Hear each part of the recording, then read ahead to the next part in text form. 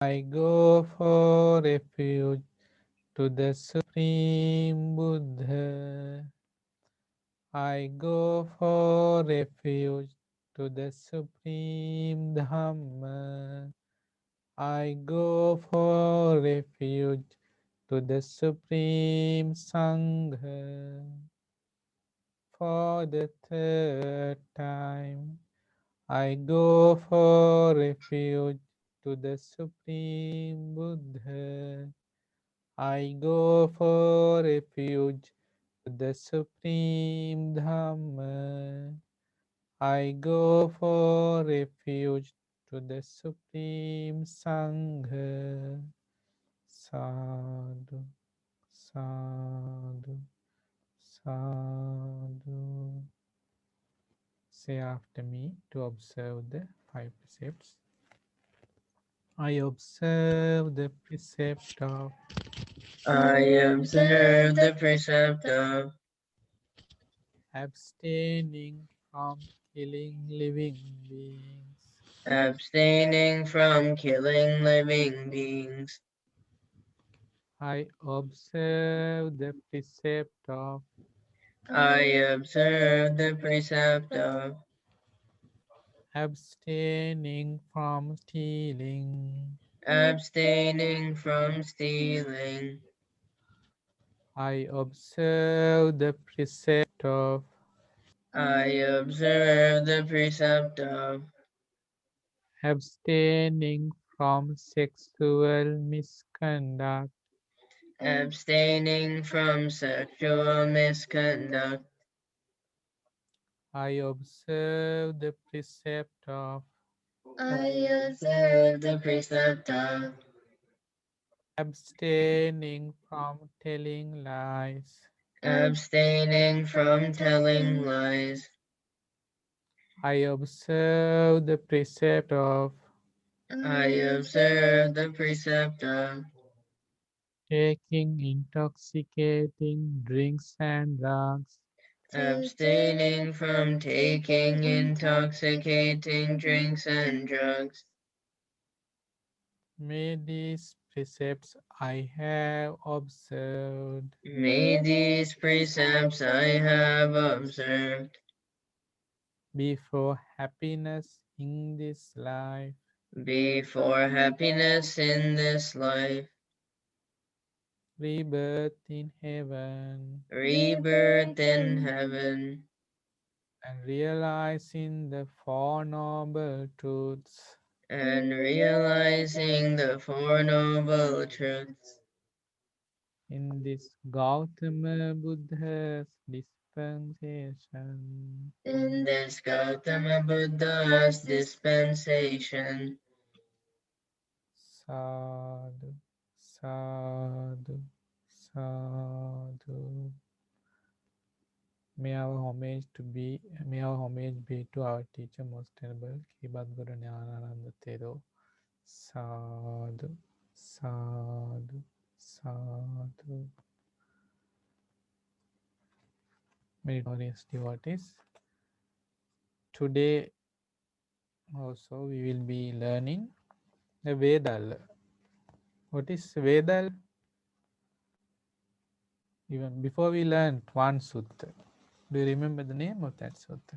Yes, Chula Veda. Yeah, Chula Chula Veda. Vedal. Yes, So question. Vedal means questions and Question. answers. Dhamma discussion. So in the Chula Vedala Sutta, it was a Dhamma discussion between Bhikkhuni Dhammadinna and Visakha Upasaka. Actually, the husband of that Bhikkhuni in lay life. So today we are learning Mahavedala Sutta, the greater series of questions and answers. Maha means it is a lengthy discourse. So it's therefore the greater series of questions and answers. So here the discussion is between Venerable Arahant Sariputta and Arahant Mahakottita. So at the time the Buddha was residing in Savatthi in Jaina Jetavana monastery. And Mahakottita Thero, Arhan Mahakottita Thero, in the evening after dwelling in meditation, It was. he rose from his seat and he approached Venerable Arahant Sariputta. And after exchanging pleasantries, after amiable talk, he sat by the side and asked certain questions from Venerable Arahant Sariputta. So as you see, they are both Arahants, but they have questions. Is it because they do not know the answers? No, that is not the case. So they in this way engage in Dhamma discussions. One thing is that it's for their own present abiding. They are happy when they talk about the Dhamma, when they discuss about the Dhamma. There are times like within the week, sometimes for hours on, they would discuss Dhamma with Kamaka Sutras at times. Arahant discussing the Dhamma for hours on. Because there is a certain pleasure that is devoid of the sensual presence. That is a supramandi that you can gain through Dhamma discussions, talking about Dhamma. So for the to dwell in present abiding, the Arhats engage in Dhamma discussion. And more so because the others can learn from this. Novice monks and monks who had not still attained fruits of the path, they could learn Dhamma by listening to these discussions of the Arahants. They could clarify points that they did not understand. And in this way, they were immensely helpful for the other monks.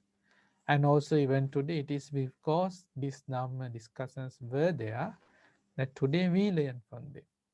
So that is the purpose of these Dhamma discussions. Even today, there is a Buddha, he said, listening to Dhamma and engaging in Dhamma discussions is very important to realize the teachings. It is conducive, that end. It helps for your wisdom to mature. So in this sutta, so then Arahant Mahakottita, having approached Venerable Arahant Sariputta, he asked the first question. So the first question is, one who is unwise, it is said, friend. With reference to what is this said, one who is unwise. Who is the person that we say is unwise? Or what makes a person unwise?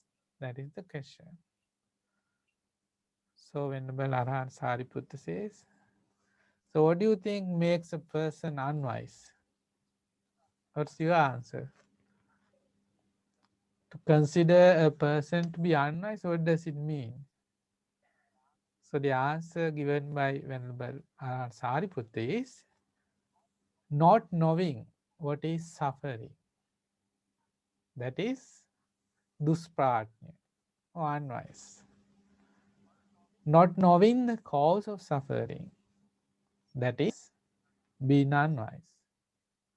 Not knowing the cessation of suffering. That is unwise. Not knowing the path leading to the cessation of suffering. So that too means that that person is not a wise person. He is an unwise person. So do you know this form? Do you know what suffering is? Have you realized it with your own wisdom? Suffering, the cause of suffering, cessation of suffering, path leading to the cessation of suffering. Have we? No. So then can we claim to be wise? Can we? No. We can't, no? No. But still, then are we unwise? Like it's not proper to say, no, we are. Then that makes us fools. So who are we?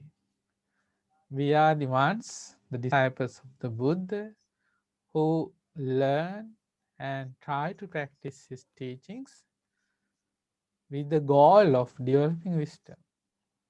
I think that's a nice way to put it. So if a person has not heard the teachings of the Buddha, then there's no way that he can develop wisdom. So therefore, he is an unwise person because he does not know about the Four Noble Truths. To know about the Four Noble Truths means then there is wisdom. So that was the first question. What makes a person wise or unwise? Then one who is wise is said, friend. With reference to what is this said? One who is wise. Okay? Who is a wise person? So the opposite is true in that case. So if a person does know what suffering is, if he has for himself realized the cause of suffering, the cessation of suffering, the path leading to the cessation of suffering, then that means he is a wise person. So when do a person actually for himself realize that Four Noble Truths? When does that realization dawns on a person? When does that happen? Come on. When does the person actually realize for the first time the Four Noble Truths? Simple question. Can't hear me? The first Okay. stage of enlightenment on some degree, Bhante? Yeah, Perhaps? right view. When you attain the right view, the fruition of stream entry. So that is when you realize indeed in this world there is suffering. There is cause of suffering. That is craving. Then there is cessation of suffering, eradication of craving. Then there is the path, the noble path that leads to the cessation of suffering. That realization that indeed there exists the Four Noble Truths means you have right view. That means then you become a wise person. That wisdom is with you. It is an ingrained faculty that guides you in life, that guides you in the noble path. So that's what a wise person is, a person who has understood, has realized with wisdom the Four Noble Truths. So in the Samyutta Nikaya, Kanda Samyutta, where the 5 aggregates of clinging are discussed, there's a sutta named Sotapanna Sutta, the stream entrant. In that sutta, Buddha said, Yatoko bhikkhave aryasavako imesam pancannang upadana kandhanam samudayancha attagamancha assadancha adinavancha nissaranan yatabhutam pajanati. Ayang uccati bhikkave arya savako sotapanno avinipata dhammo niyato sambodhi parayanoti, which means that when a disciple of a Buddha, noble disciple of the Buddha, has realized samudayancha, the arising of the 5 aggregates of clinging. What are the 5 aggregates of clinging? The form aggregate of clinging, feeling aggregate of clinging, perception aggregate of clinging, Formation, then volition,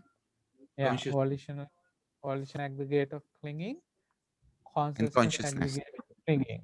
If you realize, so to become a stream entered means you realize the arising, samudayancha, not only arising, attagamancha. That means you realize it's arising, its cessation, asadancha, the gratification, adinavancha, that is the danger, and also then nissaranancha, yeah, the escape, freedom.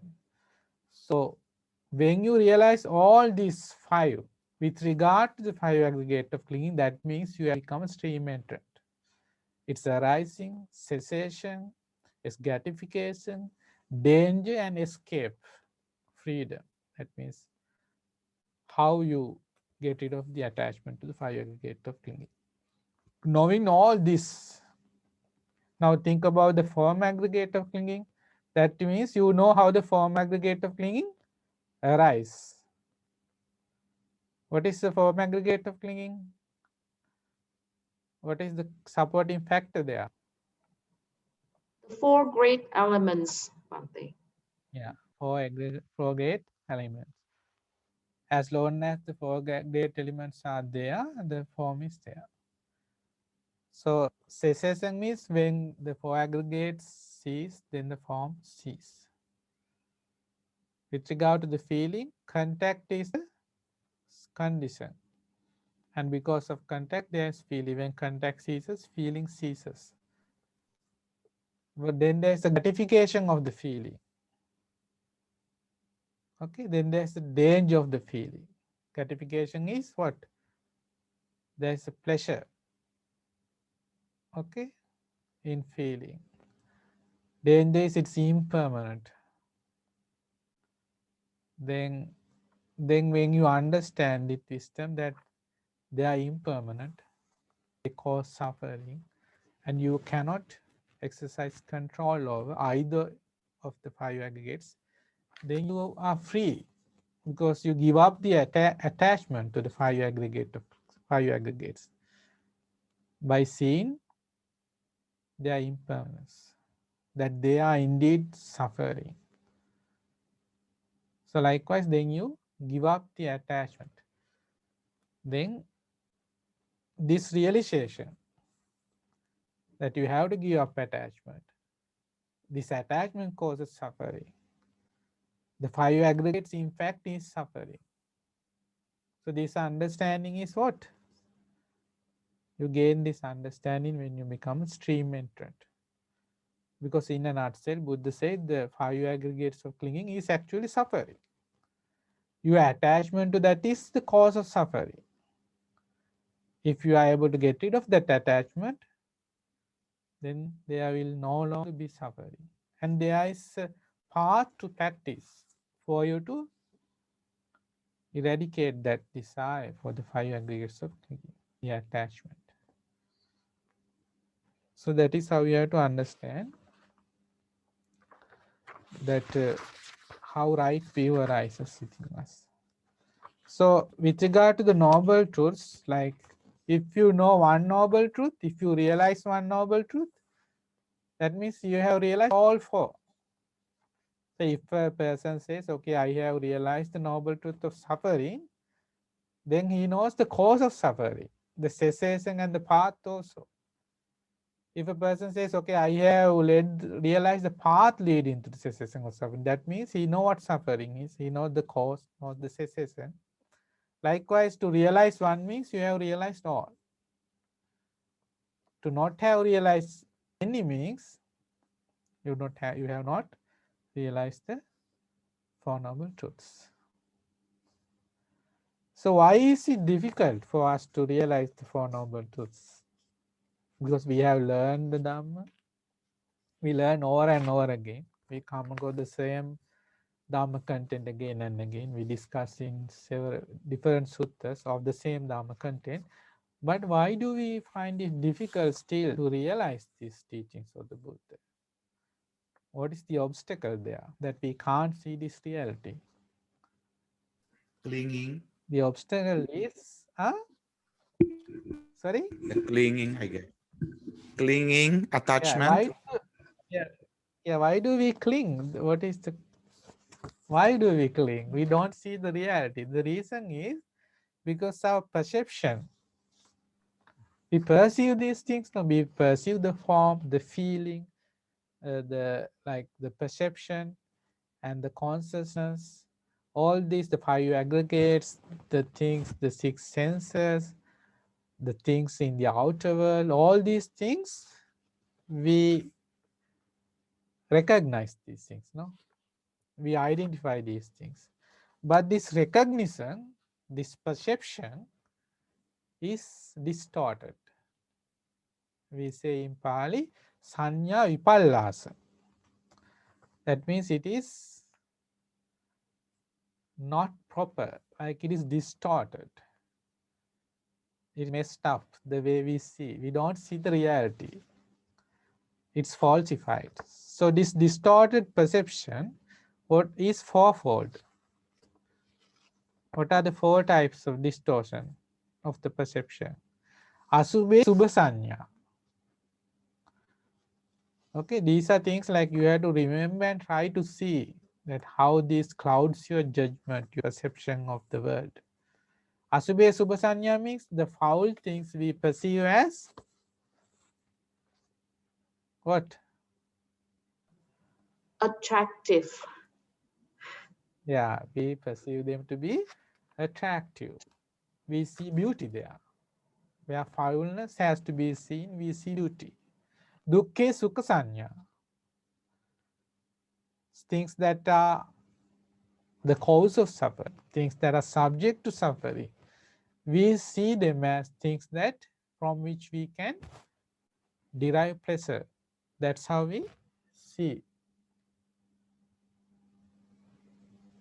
So that is also a distorted perception. Then anicca nicca sanya. The impermanent things in the world we perceive to be permanent. That is also a distortion of our perception. Next, anatte atta sanya. What is non-self? We see as self. What things that we cannot control, we see them as things that we can control. This is the distortion of our perception. Therefore, we cannot see the reality.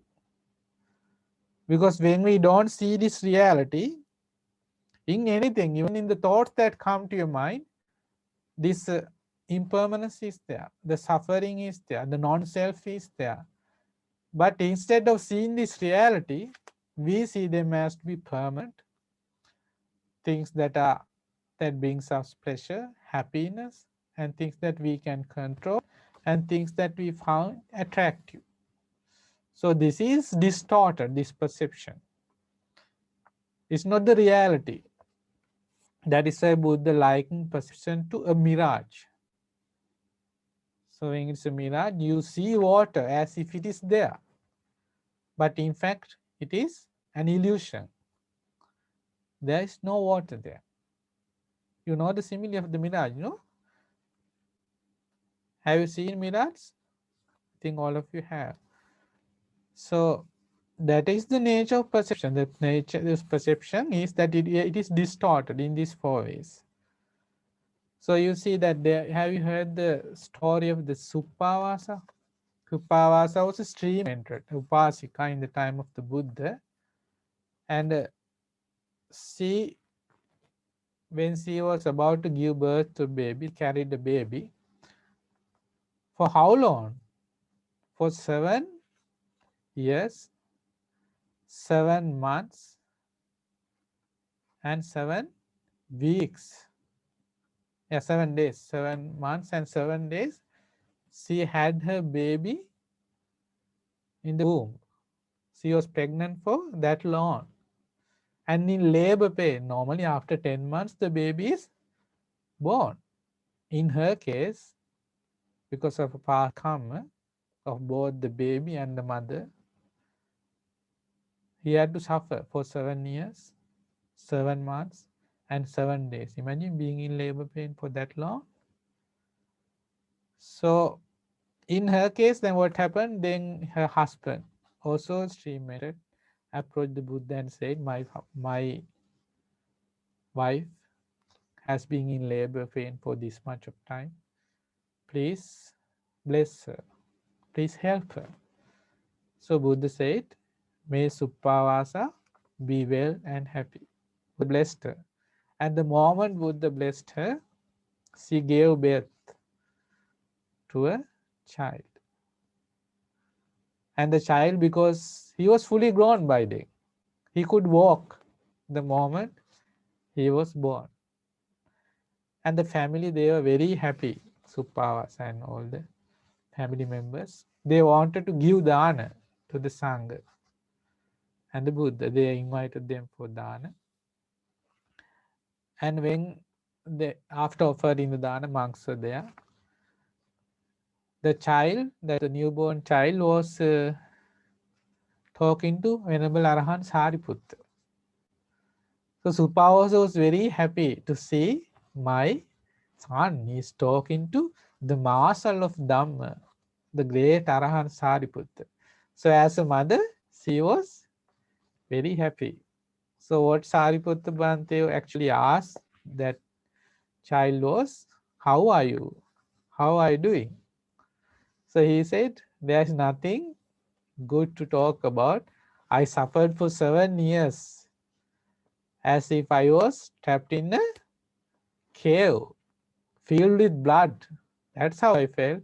So there is nothing I feel attractive or pleasant happiness in this life. So he was already inclined to giving up attachment.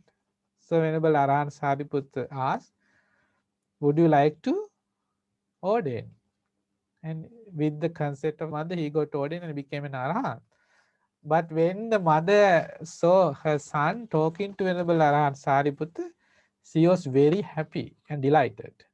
And Buddha saw her eyes light up at this sight. And Buddha said, would you like to have such 7 more kids? So many more kids like that. Then she said, oh, I would like to have even 7 kids like this. Then Buddha said this very beautiful verse. Buddha said, Asatang sata rupena piya rupena appiyang dukkang sukassa rupena pamattamati vattati. Asatang sata rupena. Things that are unpleasant comes to us in this life as it is pleasant.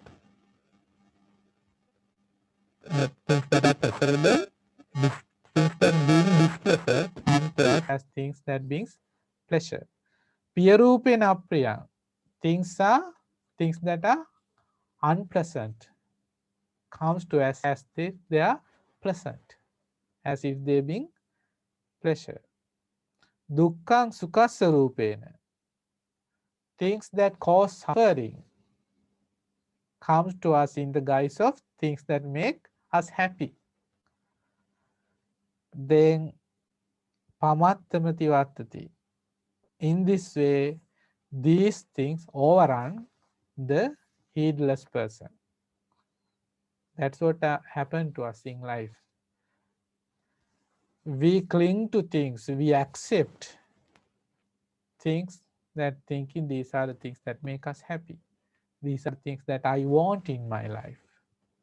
Sometimes people say they marry a certain person, fall in love with him or her, thinking she is the person I want to live with all my life. To find she is not, he or she is not what he expected to be.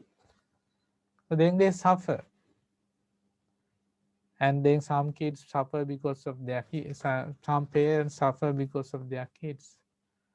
Likewise, the things that we consider to be things that bring us happiness are the very things that cause us suffering.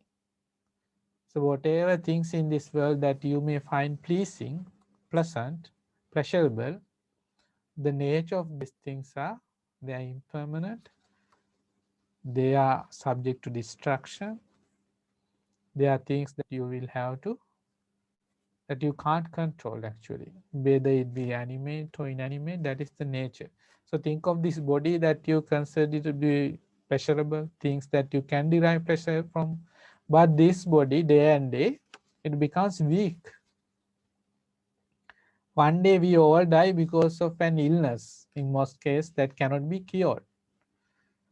No matter how we look after this body of yours will one day cause you much suffering when these organs gradually fail. Have you seen cancer patients? Didn't they love their body? Didn't they treat your body just like you did? Wash, clean, and eat food, try to be healthy. They do all this, but still that same body make them suffer. And people sometimes commit suicide because they cannot bear the pain. The pain caused by this body that we loved and desired, we found to be pleasurable. That is the nature. So we have to understand this true nature, but because of the distorted perception, we can't see this reality. That is why we have to learn the Dhamma and try to see this, try to straighten our perception, to get rid of this wheel of ignorance I am locked in. So try to see the impermanent things as impermanent, things that are foul as foul, things that are subject to suffering as things subject to suffering, things that we cannot have control over. That's the reality. So with wisdom, mindfulness and effort, we have to try to see this reality in life. So the next question is, consciousness is said, friend, with reference to what is consciousness said. So what is the purpose of consciousness? That is the question. So the answer is, it cognizes. It cognizes. Vijanatitiko bhikkave viññāna. So the purpose, what the consciousness does is, it specifically recognize. That's the meaning of cognize. To recognize. What do we specifically recognize? What does consciousness cognize? It cognize this is pleasant. So the pleasant feeling is recognized by consciousness. Then we cognize what else? The unpleasant feeling that we realize, see, recognize through consciousness. Then this is Neutral. neither painful nor pleasant. Yeah. Neither painful nor is pleasant. That is equanimity, feeling of equanimity, upekkha. That is also realized or cognized, not realized, cognized through consciousness. So instead, pleasant, unpleasant, and neutral feelings are cognized through consciousness. Because feeling, as we know, we also in the Kajjaniya Sutta, if you may have read the sutta, in that sutta it says, through consciousness we identify bitterness. No? Bitterness, sweet. So these are feelings, aren't they? They are feeling, these states, you feel them. So you feel means, that means the consciousness is there. With consciousness, we feel, we recognize that feeling. Because the present, unpleasant, neutral feelings are feelings, no? Likewise, these states are also feelings. So these feelings are cognized through what? Through consciousness. Because when there is contact, there is feeling. When there is contact means there is consciousness there. When you taste something, there is the tongue, there is the taste and the tongue consciousness. It is through consciousness that we recognize or cognize feeling. Okay. So then next question is, wisdom and consciousness, friend, are these states conjoined or disjoined? So the question is whether that wisdom and consciousness, do they exist together or do they exist separately? That's one question. And is it possible to separate each of these states from the other in order to describe the difference between them? So the first question is whether this wisdom and consciousness, do they exist together or separately? Together. Wisdom and consciousness, friend, these states are conjoined. That means they exist together, not separated. And it is impossible to separate each of the states from the other in order to describe the difference between them. So how to understand that wisdom and consciousness, they exist together, not separately. And to describe other, you cannot leave at another. So this is how it is. Yanchauso pajanati tang vijanati. That means whatever you realize with wisdom, that is what you cognize with consciousness. Okay? To realize something with wisdom, you have to first recognize it with your consciousness. Say now you have to realize what feeling is. To realize feeling with wisdom, you have to first recognize this is pleasant feeling, unpleasant feeling, neutral feeling. That you do with what? That you do with consciousness. Then yang vijanati tang pajanati. Whatever you recognize through consciousness, that you realize with wisdom. So in this way, consciousness and wisdom, they exist together. Okay, together, not separately. And it's supposed to realize, understand the other. So because think of wisdom in the Four Noble Truths, to which noble truth is the wisdom included? Wisdom, to which noble truth is it included? Someone? The fourth one, Bante? Yeah, Noble fourth Eightfold one, the Path? path leading. In the noble path, we come across wisdom, no? Samma Ditti, Samma Sankappa, right view and right intention is wisdom. So, what do we have to do with regard to the noble path? What thing we have to do? We have to develop the Develop. noble path, no? So, wisdom has to be what? It has to be Develop. developed. So, because that is the next question, okay? So, it says here, what is the difference between wisdom and consciousness? These states that are conjoined, not disjoined. So different is wisdom and consciousness. These states that are conjoined, not this. Wisdom is to be developed because it falls into the fourth noble truths. Panya bhave tabba. Wisdom has to be developed. Consciousness needs to be fully realized. Consciousness. Why is it has to be realized? Because consciousness falls into which noble truth? Where do we come across consciousness in the Four Noble Truths? Someone?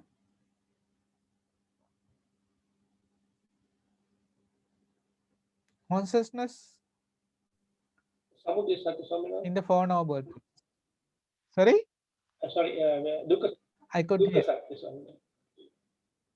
Yeah, dukkha satya. Why Sankittena Panchupadanakkhandha dukkha.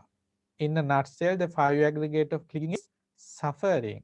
So first noble truth, consciousness. So what do you have to do with regard to first noble truth? It has to be realized. That is why it said wisdom is to be developed, whereas consciousness is to be fully realized.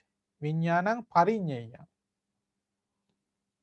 So if you want to realize or understand consciousness, then you have to contemplate with wisdom. You have to develop wisdom. How do you develop wisdom? By practicing samatha and vipassana, calm and insight meditation, by developing your mindfulness, effort. Then in this way, when you gradually develop your wisdom, you can realize consciousness. You realize what the consciousness is also conditioned. Because of name and form, there arises consciousness. So you see, in this way, with wisdom, you realize consciousness. Okay. So next question is feeling. Feeling is said, friend, with reference to what is feeling said. What does feeling do? Feeling, it feels. That is why feeling is said. What does it feel? With feeling, we feel pleasure, we feel pain, we feel neither pain nor pleasure. Sukhampi vedeti means feels pleasure. Dukkhampi vedeti feels pain. Adukkama sukhampi vedeti feels neither pain nor pleasure. So that is the purpose of feeling. That is what feeling does. It feels. So what is the simile Buddha gave for feeling? Do you remember the simile? Just like the perception, the simile was mirage. Water bubble, Bante. Yeah. In the Pena Pindu Sutta, Buddha said like this, monks, there is also this, in the autumn it rains and big raindrops fall.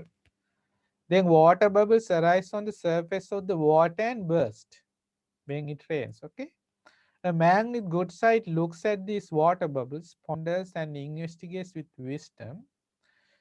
He who looks at these water bubbles, ponders and investigates with wisdom, realizes these water bubbles to be void, to be deplorable and worthless. So there is no value in a water bubble. He sees this with wisdom. Truly, monks, what substance is there in a water bubble?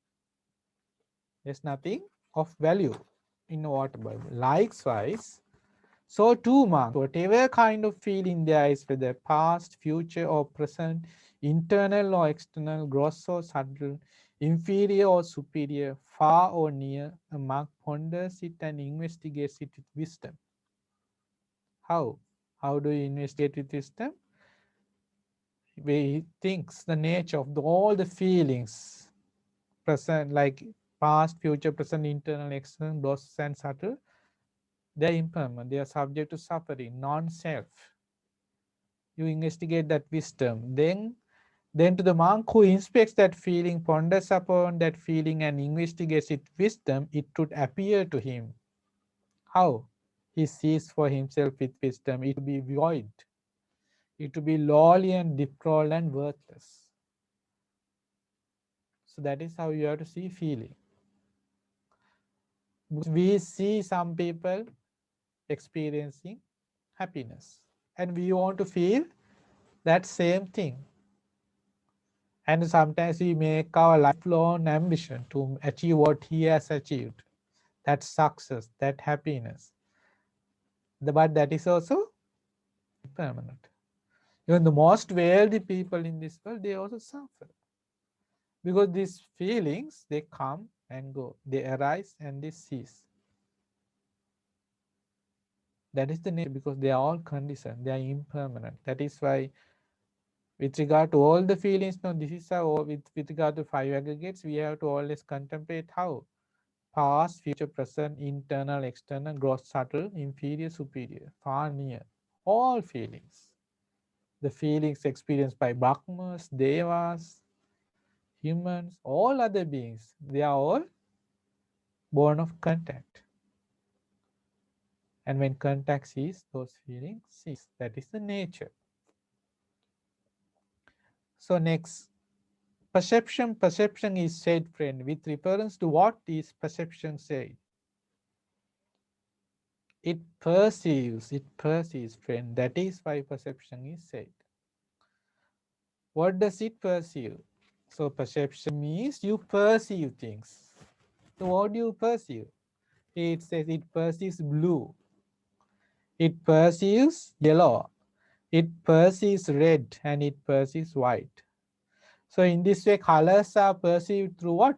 Perception. So because the way we identify, we recognize things always with a shape or a color. That is how we identify certain things. Like think of something. Think of an elephant. What comes to your mind? shape of the elephant and black color. So that is recognition, that is perception. Always it is a shape and color that comes to mind with regard to perception.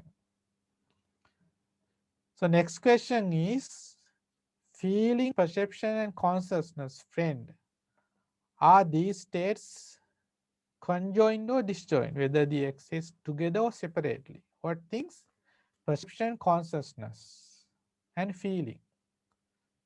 Vedana, sanya, feeling, Together. perception and consciousness, vijnana.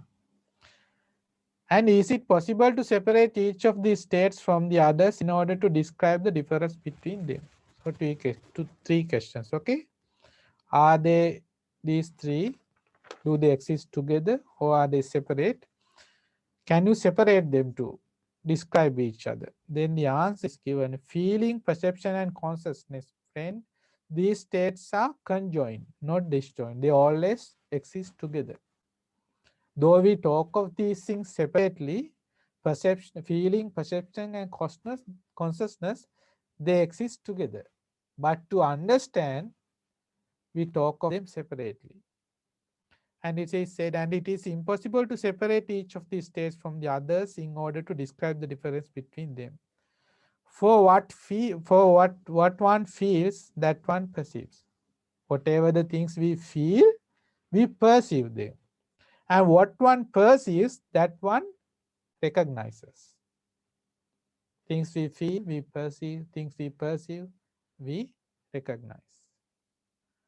That is why these states are existing together, conjoined, not disjoined, not separate.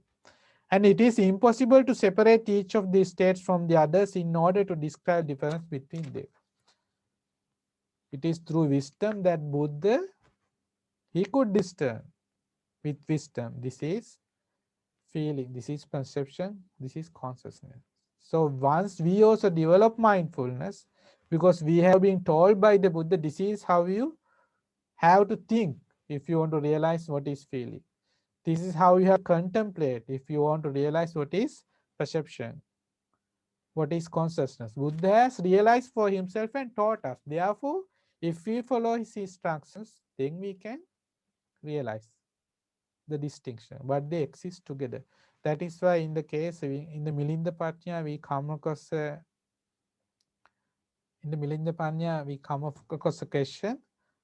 In that case, yes, Arahan Nagasena says, it is quite miraculous how the Buddha was able to discern with wisdom the distinction between the consciousness, perception, and feeling. He said because they exist together, just like, say, think of you get some water into your hand from the sea. Okay. So can you say, in this water I have in my hand, this water came from the river Yamuna. This water came from river Ganges. This water came from river Achirvati. Can you like separate the water? No, they are together. You can't. No one can do that. Arahan Nagasena says, like that you might be able to do somehow, but it is even more difficult to separate these mental phenomena, consciousness, feeling and perception. But Buddha was able to do it with wisdom. And he then taught us. So how remarkable is that? How amazing. The realization of a Buddha. That is why only a Buddha can teach these things to others. Okay. So next question is, friend, what can be known by purified mind consciousness released from the five faculties? What is the question? Friend, what can be known by purified mind consciousness released from the five faculties? What does that mean? What is consciousness released from the five faculties? Now, normally, our consciousness is with eye, ear, nose, tongue, and body. Of course, the mind at times. But here we talk about the consciousness released from these five faculties. That is when you achieve fourth jhana. Okay, when you achieve the not fourth jhana, when you achieve consciousness like up to the fourth jhana, first jhana, second jhana, third jhana, fourth jhana, the consciousness are with the five faculties: eye, nose, tongue, and body. But thereafter, when you develop the formless jhanas, then there is no connection of the consciousness to either of the five faculties. Then it is always with regard to the mind. Then thereafter the mind is developed. And the question is, what can be known when the mind is developed further beyond the fourth jhana? Friend, by purified, because in the fourth jhana there is purified mind consciousness, then that is developed even further. By purified mind consciousness released from the five faculties, the base of infinite space can be known. Akasanchananta, that means you contemplate space is infinite. Then the base of infinite space can be known. You know that, you recognize with that consciousness. Then the next is the base of infinite consciousness can be known. When we think consciousness is infinite. Viññānaṁ-chāyatane, the base of infinite space infinite consciousness can be recognized or cognized. Then there is nothing. Okay, ākiccanyāyatane, the base of nothingness can be cognized through consciousness. So in this way, you develop further your mind. So you can know, you can cognize these states that are released from the five faculties. Purified mind consciousness is developed further. Okay, that is what you can know by this. Friend, with what does one understand a state that can be known? So when you achieve these three states, the base of infinite space, the base of infinite consciousness, the base of nothingness, how do you know that I have achieved this? Through wisdom. It is through eye of wisdom you understand this is the state I am in. This is the state I have achieved. So next question is, friend, what is the purpose of wisdom? The faculty of wisdom. Why is it there? The purpose of wisdom, friend, is abhiññata, to gain direct knowledge, realization. To gain direct knowledge, that is the purpose. Pariññata, that is to fully understand, to see the reality of a thing. That is also done by what? Wisdom. Then third is pahanatta, to abandon, to give up. That also you do with wisdom. So now think you have to, with regard to the five aggregate of clinging, first you have to realize abhiññata. Then you have to realize its reality. Pariññata means fully understand these are conditions, they arise supported by conditions. When these conditions cease, they cease. Then pahanatta, you give up the attachment. And then there is no longer suffering. Suffering is eradicated, abandoned. So all this is done with what? Wisdom. Wisdom is therefore for direct knowledge, for the purpose of fully understanding, for the purpose of abandoning. These are the three things you do with wisdom. Without wisdom, you can't do this. Friend, how many conditions are there for the arising of right view? Next question, okay? How many conditions are there for the arising of right view? The conditions, the supporting conditions that there have to be for you to arise, for you to realize, attain right view. What are those conditions? Sensual. When there are two conditions for the arising of right view: the voice of another and wise attention. Voice of another means paratocha goso. That means you just the voice is not the meaning there. It means you have to listen to the Dhamma. You have to hear the Dhamma from someone else. That is the first thing. Next factor is, then there has to be wise consideration. Yonisocha manasikaro. That means anulomikaya kantiya samannagata. That means you have to think according to the Dhamma you hear.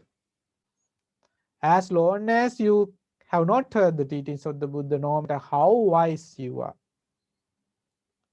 you may have wise consideration, the faculty. If you have not still heard the Dhamma, you can't realize. Because think of when Arahan Sariputta, the wisest of all the monks in the Buddha's dispensation, when he himself with his friend Upatissa and Kolita in lay life, that was his name. Upatissa, Kolita was Arahan Moggallana Bhante's name in the lay life. When they went in search of the Dhamma, until Upatissa, Arahan Sariputta, in his lay life, met the Assaji, Arahanta Assaji, though he had the wisdom, could he realize for himself?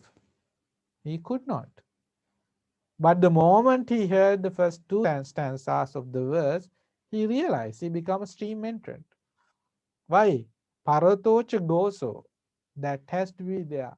Someone has to tell the Dhamma, even for the most wise. Only the Buddhas and Pacceka Buddhas realize on their own. All other disciples, they do so by listening to Dhamma. But Pacceka Buddha, in the sense, their realization is not, it's unlike the Buddhas, because Buddha's realization is omniscient. There is nothing in the world that is hidden from the Buddhas. Everything is open to the Buddhas. So their realization goes beyond about the world, about the nature of a beings, the ingrained faculties of a person. All that is called these qualities, these realizations, that is only possessed by a Buddha. Pacceka Buddhas, they just realize for themselves. All others, they have to hear the Dhamma. That has to be there. So if you listen to the wrong Dhamma, what happens? So the Paratocha goes, so what you hear is wrong Dhamma. Then you will not have Yoniso Manasikara. Then not wise consideration. Then there will be unwise consideration. And then your life will be a mess. You will decline in the wholesome. Like what happened to Ajasatta, because King Ajasatta followed the instructions of Devadatta. He also taught Dhamma. But what Dhamma? It is not Dhamma, non-Dhamma. He taught the Dhamma, so that person would take refuge in him, like respect him for his own game. And he made him kill even his father. So what Dhamma is there? So likewise, when you hear the wrong Dhamma, then there is unwise consideration, and then you fail, you lose your way. So there's a sutta named Sussusati. In that sutta, it says how a person should listen to the Dhamma. Sussusati. The first thing is you should be allowed to listen to the Dhamma. The desire has to be Dhamma. There. Love to listen to the Dhamma. Then Sotang Odhati. You have to pay close attention. Listen attentively without letting your mind wander. That is the next thing. Sotang Odhati. Anyaya Chittang Upattapeti. So whatever that Dhamma you hear, you have to try to understand. That effort has to be there. A relentless effort to understand the Dhamma that you listen. As you listen. Okay, Anyaya Chittang Upattapeti. Then next is Attang Ganghati. Next is what? You have to be able to understand the meaning of what is taught. Attang Ganghati. Try to understand the meaning, grasp the meaning. Anattang Rinchi. That means what is not relevant, you have to let it go. Okay, if there is some, like, do not think in a way, unwise way, that there arises unrelevant questions. Okay, you have to have that quality.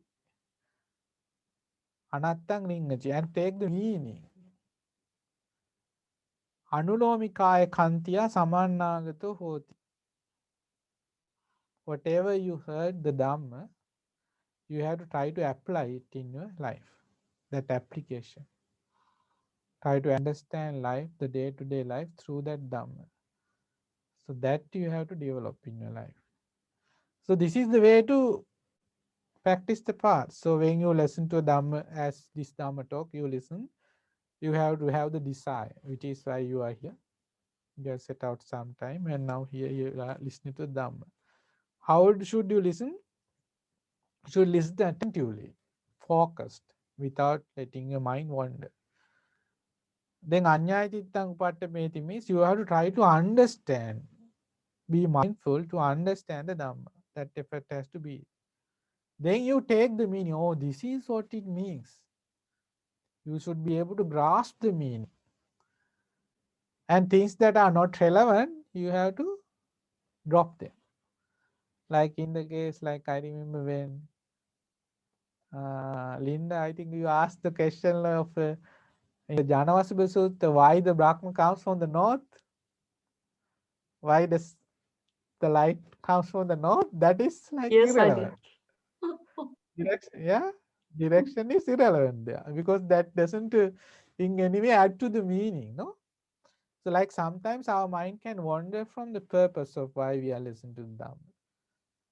Yesterday in the, let's say, kids class, I taught them the 5 dreams the Buddha saw before enlightenment. So one dream is he saw that there appeared some worm.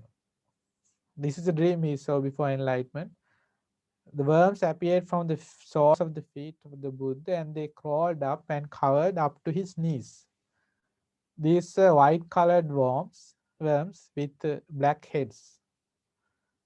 So Buddha later on interpreted the dream himself and said that meant many lay devotees, white clothes devotees, that means Upasaka, Upasika like you, would go for life, go for refuge to the Buddha for life.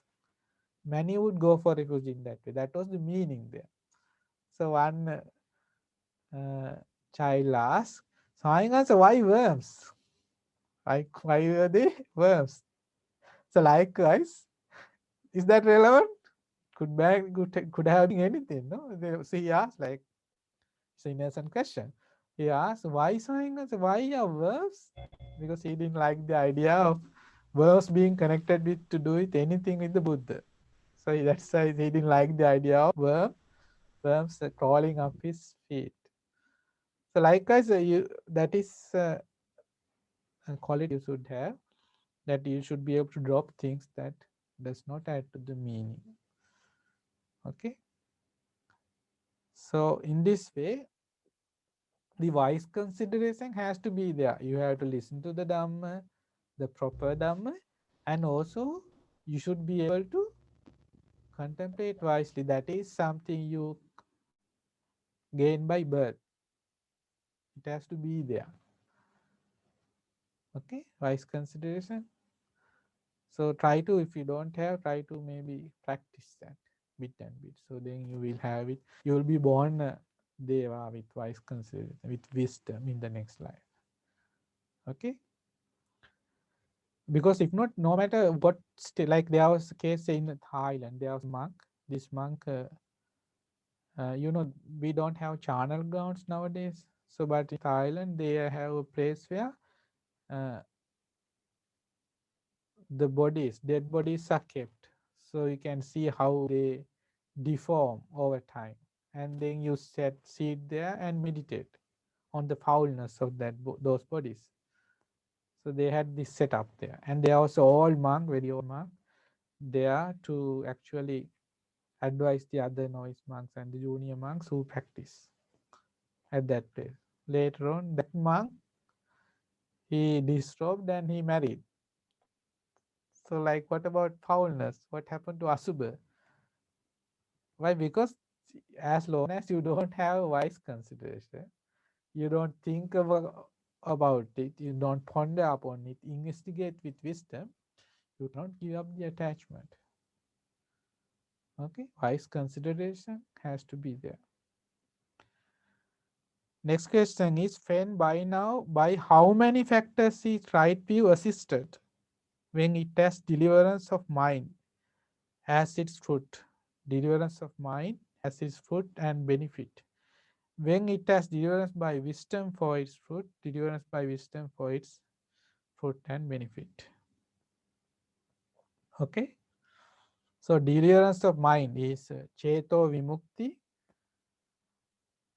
So deliverance of mind means to develop one's mind through samatha meditation. Then deliverance by wisdom means Panya Vimukta. That means you have to develop your mind through vipassana, insight meditation, to attain fruits of the path. Okay. So mind is developed to what? Samatha. So wisdom is developed to vipassana. So calm and insight meditation both has to be developed. So what are the things that right view should be assisted, supported for you to develop samatha and vipassana, like for you to develop wisdom, to realize the true nature? The right view has to then be supported by these conditions. It has to be supported by what? Virtue. It has to be supported by the knowledge of the Dhamma. It has to be supported with Dhamma discussion. It has to be supported with serenity, calm meditation, and insight, vipassana meditation. So you have to, first now you have the mundane right view, no? The tenfold. Laukika Sammaditya we say. You have that, no? Based upon that, now you have to develop, practice more what? Virtue. Keep the precepts. Knowledge of virtue precepts means basically you access by body and speech. You have to purify that. Then the knowledge of your Dhamma knowledge has to be increased. Then Dhamma discussions, you have to engage in Dhamma discussions. Then you have to practice meditation, both calm and insight meditation. Right view assisted by these 5 factors has deliverance of mind as its fruit. It has deliverance by wisdom as its fruit. So that is the goal, the objectives you achieve. Next question is, friend, how many kinds of bhava or existence are there? How many? The bhavas, 3, no? Kama bhava, rupa bhava, arupa bhava. Sense sphere existence is there. Form sphere existence, formless sphere existence. Then next question is, how is renewal of bhava in the future generated? How does another existence come to be? Another bhava is created. It is a renewal of existence in the future is generated through the delighting in this and that. Tatta tatra minandini. When you delight in whatever you find, beings who are hindered by ignorance and fettered by craving, like ignorance and craving, it is there. When you delight in this and that, then another bhava is created. Okay? Because heavenly beings delight in whatever they find in those worlds. Then again they go in the samsara. Brahmas delight what they find in there. Humans delight in what we find in this world. Likewise animals. Likewise ghosts. If you are born in the ghost, you delight in eating saliva, excrement. That's how it is. Those are the things you find as delicacies. Those are the things you want to have to quench your hunger and thirst. So likewise, you delight in that things you find in that life. Then again, another existence is created because you crave for those things. Where there is craving, there is suffering, renewed existence. Then how is renewal of bhava in the future not generated? with the fading away of ignorance, with the arising of true knowledge, and with the cessation of craving, renewal of existence in the future is not generated. If you are able to get rid of ignorance, craving, then there is no new birth, no bhava. Then what is the first jhana? So next question is, what is the first jhana? So first jhana is, how is it described? Quite secluded from sensual pleasures. So there are no sexual pleasures in that state. Secluded from unwholesome states. That means no defiled thoughts at that time. Defiles of sensual pleasures are not there. Defilement, thoughts of sensual pleasures are not there. Thoughts of ill is not there. Thoughts of harm is not there in that state of first jhana. A big enters upon and abides in the first jhana, which is accompanied by applied and sustained thought. There is applied and sustained thought, vitakka vichara. Applied means you apply, say it is loving kindness meditation, you apply yourself to loving kindness. Then you try to sustain that thought process. Keep contemplating upon the loving kindness stanzas. That is what applied and sustained thought means. Then you experience rapture, pleasure, and unification of mind. These are the things you experience in the first jhana. That your mind is devoid of the sensual pleasures. Secluded from unwholesome states, and you abide in the first jhana. And there is rapture, pleasure, born of seclusion, piti, sukha, ekagrata, and the unification of the mind. So friend, how many factors does this first jhana have? The factors of the first jhana. Friend, the first jhana has 5 factors. Here, when a bhikkhu has entered upon the first jhana, there occur, these are the 5 factors: applied thought, sustained thought, rapture, pleasure, and unification of mind. What are the 5? Applied thought, sustained thought, rapture, pleasure, and unification of the mind. Friend, how many factors are abandoned in the first jhana and how many factors are possessed? What are the things that are abandoned in the first jhana? 5 hindrances, I guess. When you attain, the 5 hindrances are abandoned. What are the 5 hindrances? Sensual pleasure, ill will, sloth and torpor, regret and restlessness, skeptical doubt. These are not there. What is there instead? We discussed, no? What is there? Applied thought, sustained thought, rapture, pleasure, and unification of the mind is there. These 5. So next question is, when these 5 faculties each have a separate field. It is about the 5 faculties, okay? When these 5 faculties each have a separate field, a separate domain, and do not experience each other's field and domain. That is the eye faculty, ear faculty, nose faculty, the hand faculty, and the body faculty. Now, of these 5 faculties, each having a separate field, a separate domain, not experiencing each other's field and domain, what is their resort? What experience their fields and domains? So, what is the resort for these 5 faculties? Eye, ear, nose, tongue, and body. What is the resort? Like with the eye, what do we see? Forms. To see forms, what do we resort to? We resort to, it is said here, the mind. It is with the mind that we, because when we see a thing, there is the eye, there is the form. Eye consciousness has to be there. No? Without consciousness, you can't see. So this mind, mentality, consciousness, we talk about the same thing. So that is why when we have whatever things we have heard, seen, tasted, we have touched, all these things we can recollect no later on. That is why, because the mind is involved all the time.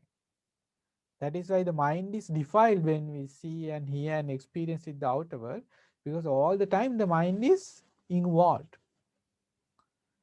So that is why it is said when these five faculties each have, though they have separate fields, that means with the eyes you can't hear things, you can only see. From the nose you can only smell things, you can't taste. So each have a separate field, separate domain, and do not experience each other's field and domain. That the eye faculty, like the body faculty, the five faculties. Now these five faculties, each having a separate field, separate domain, have mind as their resort, and mind experience their fields and domains. So the five faculties has, mind has the resort. And what is the resort of the mind? Mindfulness. Mindfulness is the resort for the mind. Okay.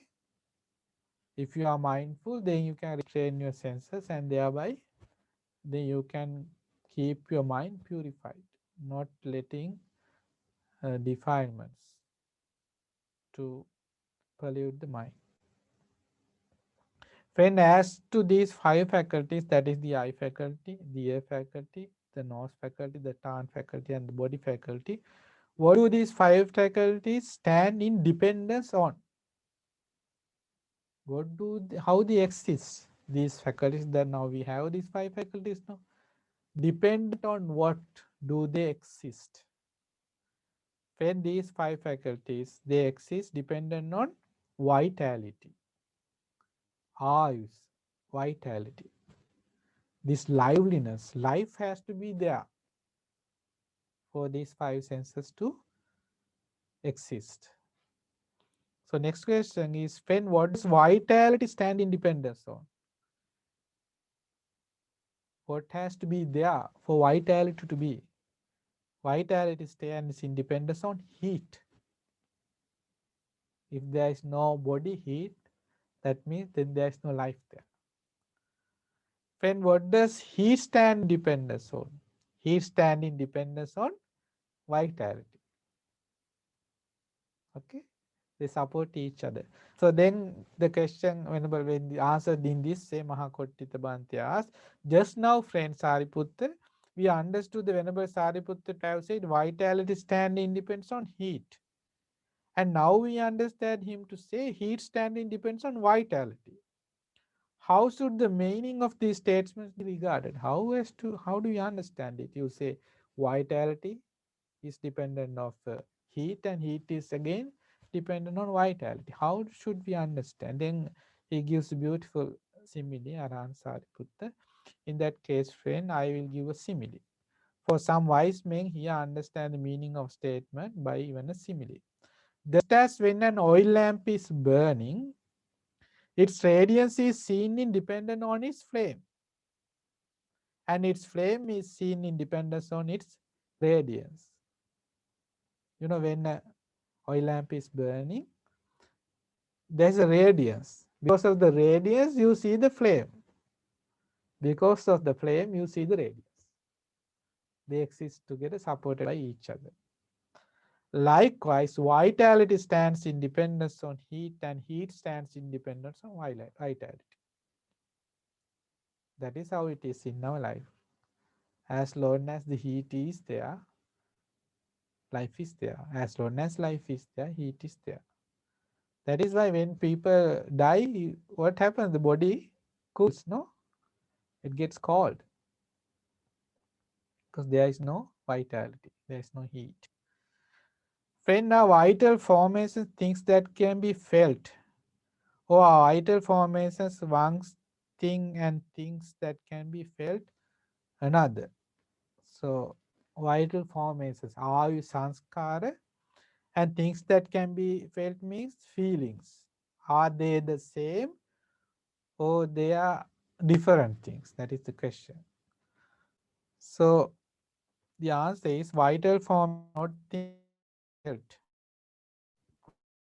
Were not, if vital formations were things that can be felt, if they are the same, then a bhikkhu who enters upon the cessation of perception and feeling, that means Nirodha Samapatti, would not be seen to emerge from it. Because when you attain Nirodha Samapatti, what happens? Your perception and feelings, they cease. So then what happens? Then you will die. Okay? Because then feelings is like, if by the cessation of feeling alone, then if you lose vitality, if they are connected, then you lose vitality also. Then you will die. That is because vital formations, it says here, the cessation of perception feeling can be seen to emerge from it. That is why you can again emerge from that state of meditation. If they were the same, vital formations and feelings, if they were anyway connected, if they were the same things, when a bhikkhu attains Nirodha Samapatti, because thereby when you attain that Nirodha Samapatti, because your feelings, they cease, then you would die then and there. But because these are two things, feeling and vital formations, that you can emerge from that meditative state. You do not pass away. That is the meaning. Okay. Friend, when this body is bereft of how many states is it then discarded and forsaken? Left lying senseless like a log. So how many states, like when this body is devoid of how many states is that, then it is discarded as a dead body like a log. Okay.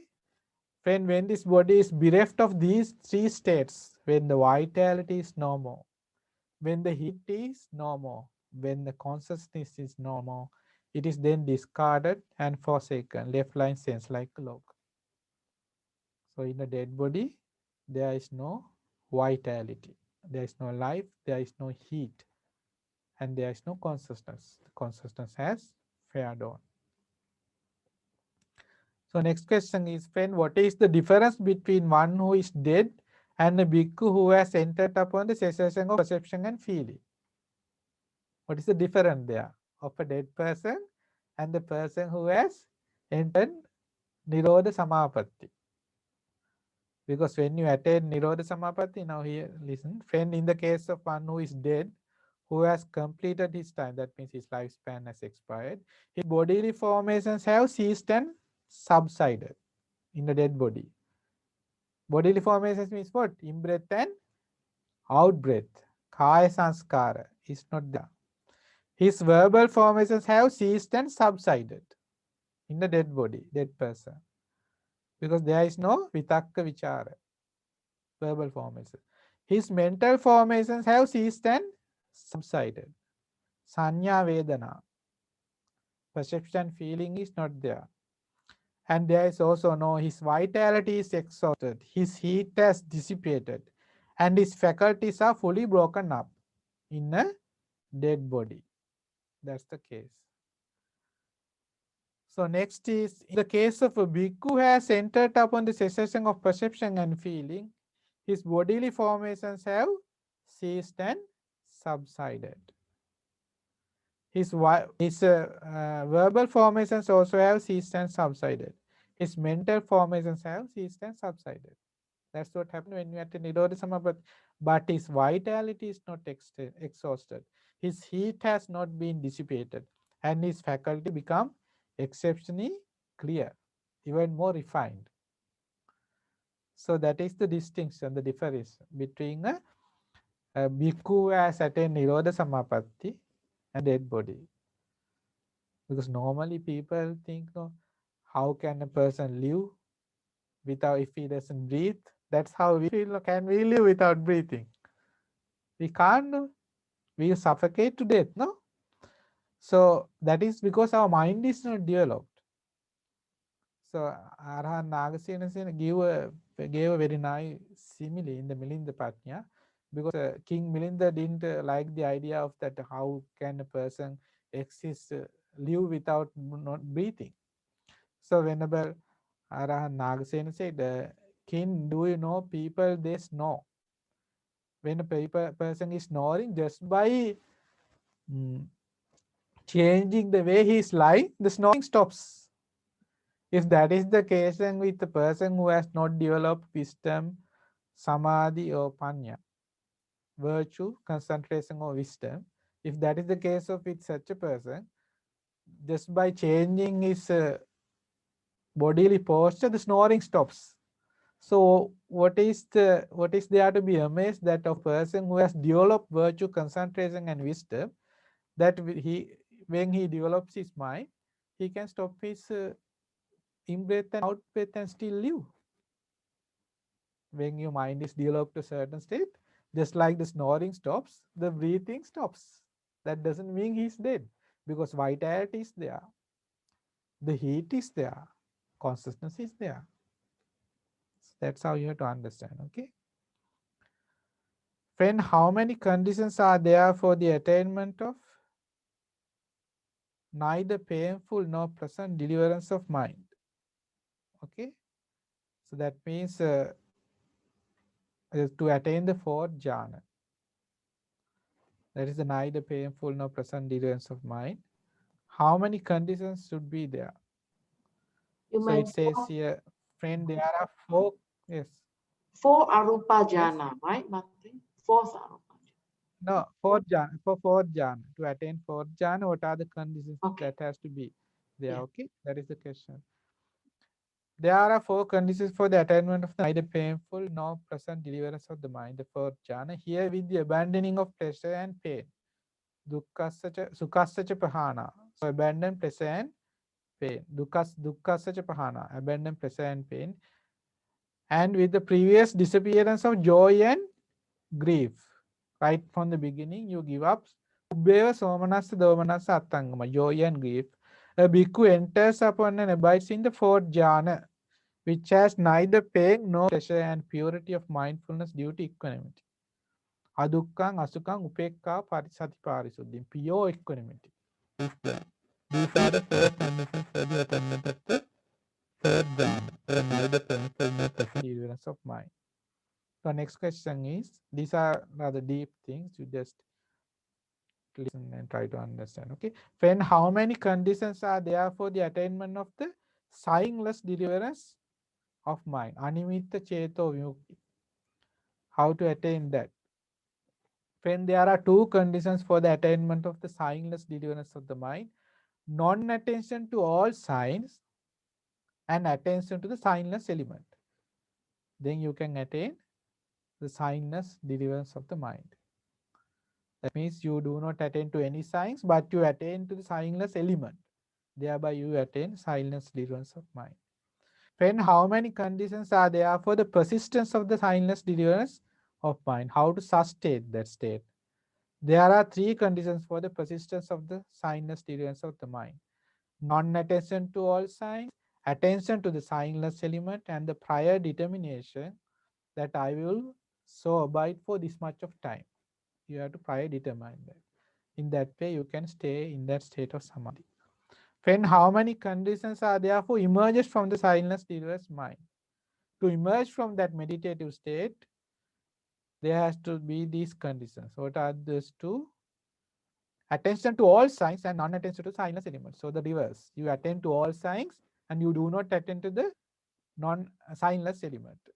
These are the two conditions to emerge from that sightless deliverance of mind.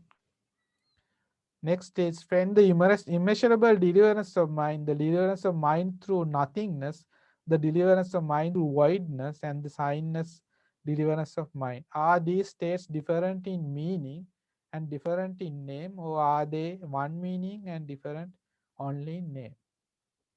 Okay. So these are four deliverances of the mind. Okay, the immeasurable deliverance of the mind, the deliverance of mind through nothingness, the deliverance of mind through voidness, and the sightless deliverance of the mind. There is a way in which these states are different in meaning and different in name, and there is also a way in which they are one in meaning and different only in name. So both are true. So how are they different in name? What, friend, is the way in which states these states are different in meaning? So first we learn what is deliverance This is called immeasurable deliverance of mind. What is immeasurable deliverance of mind is when you practice the Brahma Vihara, Metta, Karuna, Mudita, Upekka in the 10 directions. That is what we call immeasurable deliverance of the mind. What is the deliverance of mind through nothingness? So here with the complete surmounting of the base of infinite space, aware that there is nothing, a bhikkhu enters upon and abides in the base of nothingness. This is called the deliverance of mind through nothingness. Then there is the deliverance of mind through voidness, sunyata cheto vimukti. Okay, here bhikkhu go on to the forest or to the root of a tree or to be or to an empty hut, reflects this is void of a self or what belongs to a self. This is called the deliverance of mind through voidness, sunyata samapatti. And what friend is the signless deliverance of mind, animita cheto vimukti.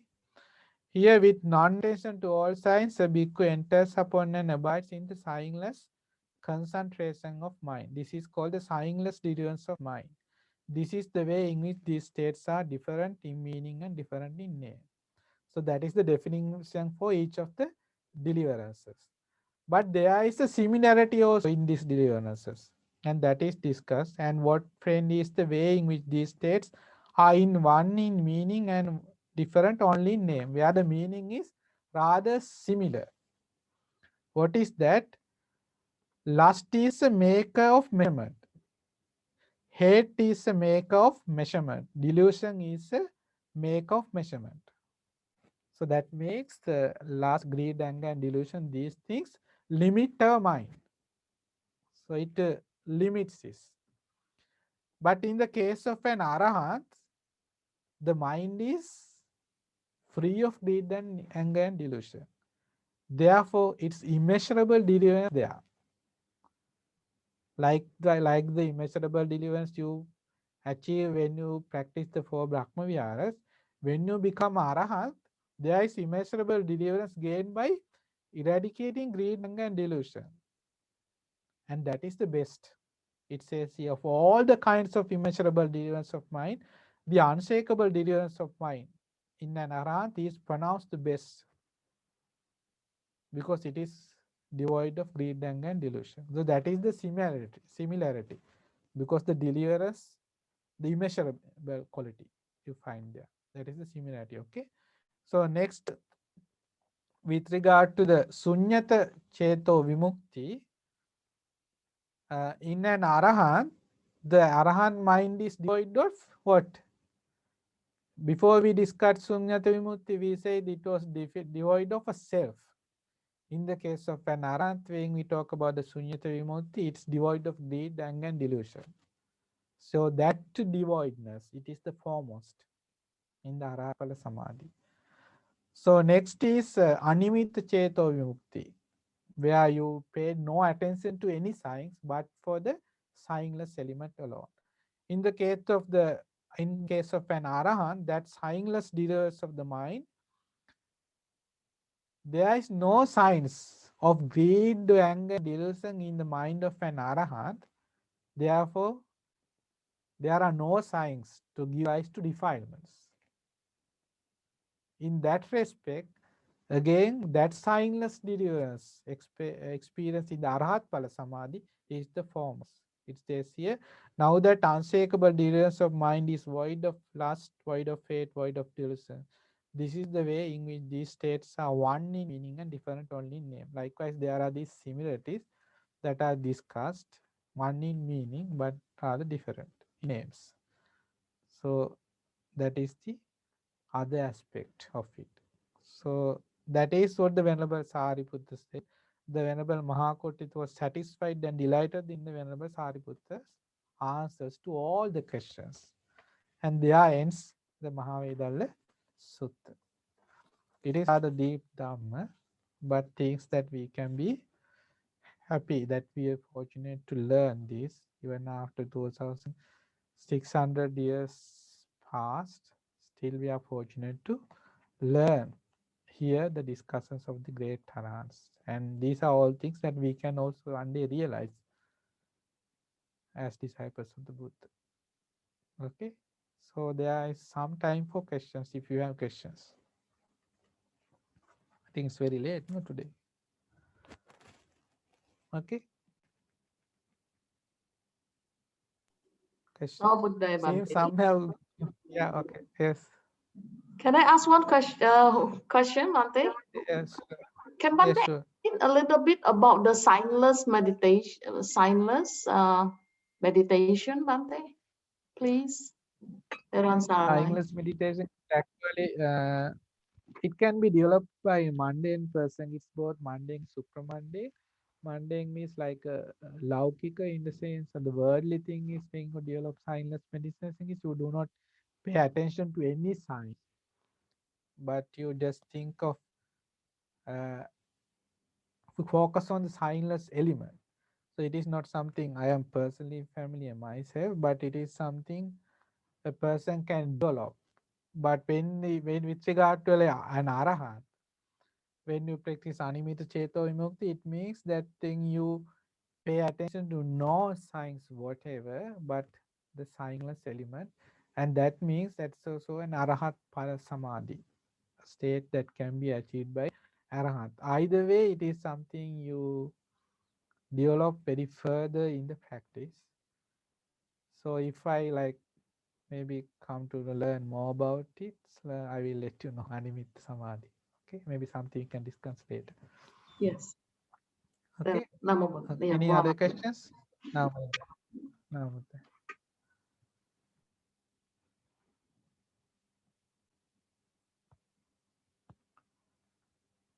Seems like many have gone to sleep. Is it very late? The It's like the 10:15 camera here, starts. Bante. Ah, 10:15. okay. Okay. When do you normally go to bed? 10? I go to bed quite late sometimes. It's okay, but for me, it's okay. Bante. If you have questions, you can ask. Normally we go to bed at 10:30.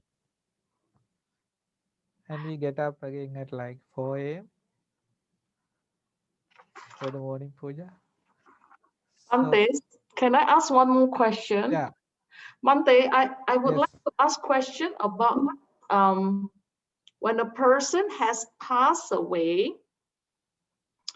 My Mhm. understanding is the consciousness is going to take another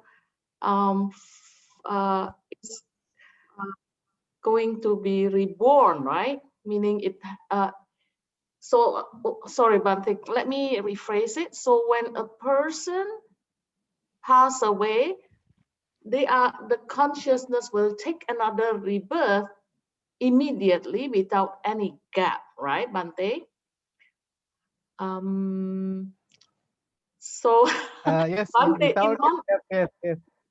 in one of the like Huh? actually I have read many things. One of them is to be reborn like in a mother's womb, there will be few aspects, like the mother has to be in season, the union of father and mother, and one of them is to say that there will be a Gandhabba, right, Bante? Gandhabba has to be Yeah. present. I guess my question back is, I cannot make sense still of this, how after we pass away, we actually takes rebirth right away. But how Yeah, about this Gandhabba thing? like don't try to think too much about it. Like the moment you fail, like as long as you have fully eradicated craving, the moment you pass on, there is a birth. Okay, because it would be either Kama Bhava, Rupa Bhava, Arupa Bhava. Birth or Bhava is arranging of karma to bear fruit. So your existence means you are existing in any form, means that is either Kama Bhava, Rupa Bhava, Arupa Bhava. It falls into any three of those spheres. Okay, that means the moment you pass on from this same sphere, you are in another sphere, another existence. whether it's like, don't like think of this Gandhabba, this thing like, it is like a being that is conceiving in the womb. So that is also existent, state of existence that falls into any three of the categories. That's all you need to know about that. Okay? Yes, Bante. But That Bante means the also, moment you yeah, also in yes, one of the sutta, Supreme Buddha says that, I think it was something like question and answer too, like, uh, I don't know how to express it, but before we are born, like we are fueled by the craving, Bante. That's what it says in that sutta. What is the, yeah, oh, we take another birth, yeah, in the we are fueled by the craving. yeah, the craving is there, yes, craving is there. That is the clinging. Upadana. As long as Upadana is there, Bhava is there. In any existence, that's there. Okay? So we will be in another sphere, like what Bante has explained. Either Rupa Yeah, Bhava. like you exist. Yeah, any one of those three. The moment you pass on this sphere, you will be in another sphere. There will Okay. be another birth. That's how you exist. Okay. Okay, because always that ignorance and craving, the attachment, they are there. Mm, You are only free from that when you become an arahant. right. Okay. Okay. Many. Always your existence in Samya would fall into three of those bhavas. That's how you understand. Right. How, in what form, you don't have to worry about that. In whatever form that is, it is suffering is there. Birth Okay. is suffering. True, Bante. That's Yes, there. it's That's how you have to understand. Bante, Okay. I want to follow up Yeah. Linda's question. So it's Yes. about, you know, so Yeah. because we're always very curious about a person passes away, right? So like a common person, vitality, health, and heat is gone. So and then just like what Linda was saying, so is that the consciousness? Because the next thing is the rebirth. So we know that either you're reborn in the womb, or or there's what they call spontaneous rebirth. Okay, wherein, let's say, if it goes to the ghost world or goes to the God world. So my question is, so even though there's a spontaneous rebirth, let's say he became a ghost after he passes away. So but why is it is the same? I mean usually the person's physical, after he passes, he goes to the next realm, rebirth under spontaneous. He still possesses the same feature, but we usually say it's a rebirth. So my question is this what Catholic usually say, the soul? I know Buddha didn't mention about the soul, but then Buddha mentions about rebirth. So where does the soul thing comes in, and how can we explain this? Well, to begin with, there is no soul, and then you are also not being born in the like the same physical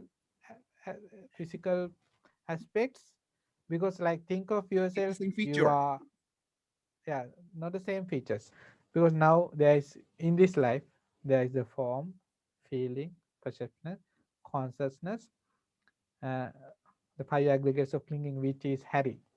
Now we identify you as Harry, and say you are reborn as a Deva, a deity.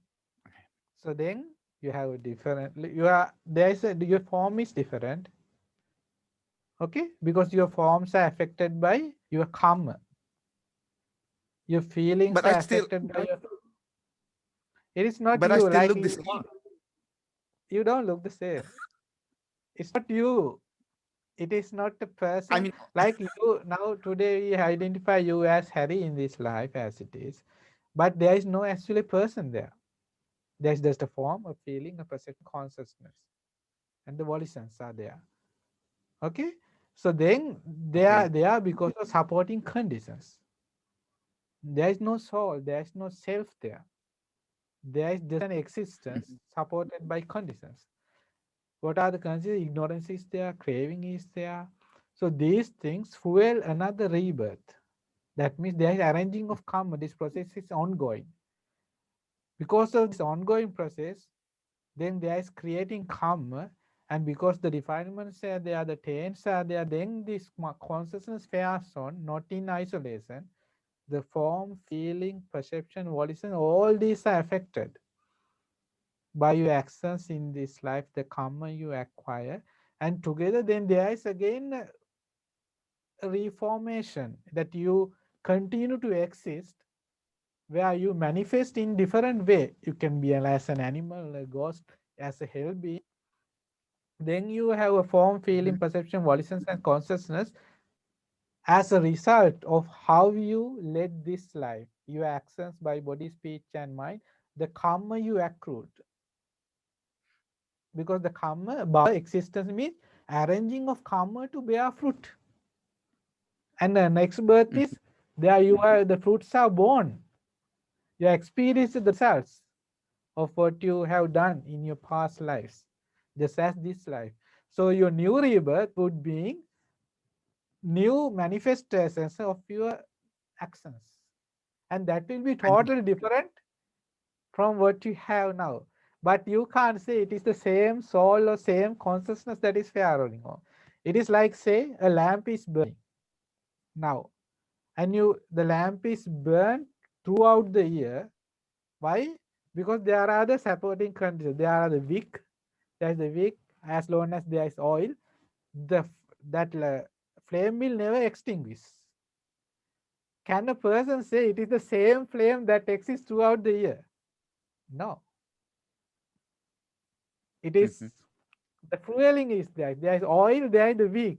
As long as there is oil and the wick, there will be a flame. But if a person would say it is the same flame that is there, no. It is a thing that is conditioned by supporting factors. Therefore, there is a flame. If there is no longer wick, no longer oil, there is no talk of flame. That is the case of an arahant. When there is no wick, no oil, ignorance, craving, there is no rebirth. Then you can't say it is the same consciousness that exists throughout the life in the samsara. No, it is a consciousness that is supported by supporting conditions, and they manifested in different ways and means according to the karma you have accrued in the samsaric journey. Then you will be Hari here, then a deity, an animal, a ghost. That's the samsara. May- All there is are supporting conditions. Okay, Maybe that is Bhante, dependent because origination. Yeah. maybe because I watch Yes. so many ghost stories, I guess, ghost movies, wherein they always show that, let's say, this person passed away, and then he's got some hindrances or some resentments, right? And then he couldn't move on to the next level. So Buddha said he's reborn into the ghost world. Now the thing is, he becomes a ghost, and then he comes back to revenge. And then the ghost, it still has the feature and the memories and all the resentments of the past. And then he would come and take revenge, and then although those are movies, but then they also show actual. So that's why I sometimes we do not understand whether it is connected, even though Buddha said it's reborn, but then they still are connected. They still come and It's like when you become ghost, yeah, say unfinished business, you they are call born it. as you are born as a ghost in the ghost world because of your attachment to the things in this world. Then that attachment can be like, say, you love your son, your mother, like this some person a lot. Then because of that attachment, you are narrow minded. So then when you are born in the ghost world, you can see these people as a ghost. So your ghost features is not what features you have now. It will be a different rebirth, but still that attachment is there for them. You would follow them, and you would try to take revenge from them if that person killed you. If you say there are instances when uh, when mothers when they don't want to have that baby, Yes, yes, yes. uh, Abortion. yeah, when you do an abortion, that being has life, no? Then he get when that apparatus is inserted, or somehow when you he dies in anger because of the pain he suffers, because he feels the pain. Then they are born as ghosts. There are instances where they are born as ghosts, and they want revenge. So whenever another baby comes to that mother's womb, they kill that baby. And there are instances where we are that mother can't have a new baby to find out there's a ghost. That one baby that have been killed before has born as a ghost because of the anger, and now doesn't let her to conceive a new boy. So there are these things with regard to ghost world a lot, where because of previous attachment and those things in the samsaric journey, we come across each other again and again. Then our previous attachment, they affect how we interact. That is there, but doesn't mean that it is the same person. That's not how we have to perceive, understand the whole thing that is going on. Okay. Okay. Thank you, Bante. But the attack, because now like our relatives, there are many in samsara from this life who have passed away and now born in the ghost world, from other lives in the samsaric journey who are born in the ghost world. So they know us. They know, yes. They know us. Okay. Yeah, they know, oh, this is my relative. Because in the suttas we find that once Sariputta's mother from a past life who was a ghost recognized this is my son and came to him asking for help. So these things happen because you can recognize. Doesn't mean you are the same person, because that is why once you develop the mind to the fourth jhana, you can reflect your past lives. So that means that the memory is there. You can train your mind to recollect all that. That impression is there. That doesn't mean the same person is there. Okay. Okay. Thank you, Because Bante. we go, because the way, Very because the confusing. things we practice in the samsaric journey, we get habituated now. That's there. That habituation is there. Because you always thought Okay, it's the because we are defiled. Yeah, the defiled states are there, no, the taints are there. So that's why we go in the samsara. I see. Doesn't mean the same person. Okay. Yeah. Okay. So we always thought it's the same person, is what they call the soul. The soul just moves to the next realm. So, but then Yeah, Buddha said, that's no, all it's a different one. Okay. Thank you, Bante. it's different. Yeah. Okay. So we'll stop for today. It's very late. So may all the merits today we have acquired, myself by teaching you the Dhamma, yourself listening and discussing Dhamma, be shared with all the Devas and the Brahmas of the world, and may they to realize the Four Noble Truths in this Gautama, this Buddha's dispensation. Sadhu, sadhu, sadhu. And also may all these merits shared with our long lost relatives in this life and also in the past lives, and may they too be free from this samsara. Sadhu, sadhu, sadhu. And may also these merits be shared with our teacher Pingmat Loku Swaming Wangsa and all the monks of the Mahamina Buddhist monastic order, the Angarikanaks and the ordination aspirants, and may they too realize the Four Noble Truths in this Gautama Buddha's dispensation. Sadhu, sadhu, sadhu. And may also these merits be shared with our parents, our loved ones, our teachers, and may we all have the opportunity to acquire more and more merit in this life and to gaining confidence toward the Buddha, Dhamma, and Sangha, and have good rebirth in the heavenly worlds, and also realize the Four Noble Truths in this Gautama Buddha's dispensation. Sadhu, sadhu, sadhu.